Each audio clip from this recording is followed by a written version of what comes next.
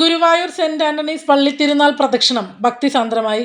Father Jinson ചിരിയങ്കണ്ടത്തിന്റെ കാർമ്മികത്വത്തിൽ നടന്ന ദിവ്യബലിക്ക് ശേഷമായിരുന്നു പ്രദക്ഷിണം.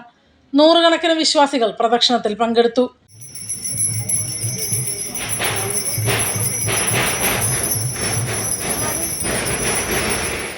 ആഘോഷമായ തിരുനാൾ പാട്ടുകുർബാനയ്ക്ക് ഫാദർ നിതിൻ താഴത്ത് മുഖ്യ കാർമ്മികനായി. ഫാദർ ലിജോ ബ്രഹ്മംകുളം സന്ദേശം നൽകി.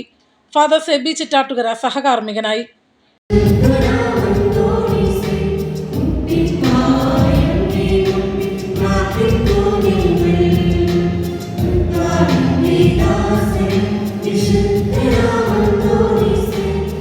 ഇടവകയിൽ നിന്ന് മരിച്ചുപോയവർക്ക് വേണ്ടിയുള്ള കുർബാനയും വലിയ ഒപ്പീസും തിങ്കളാഴ്ച രാവിലെ 6:15 നടക്കും. വൈകിട്ട് വിശ്വാസ പരിശീലന ദിനാഘോഷത്തിന്റെ ഭാഗമായി പൊതുസമ്മേളനവും കലാപരിപാടികളും ഉണ്ടായിരിക്കും.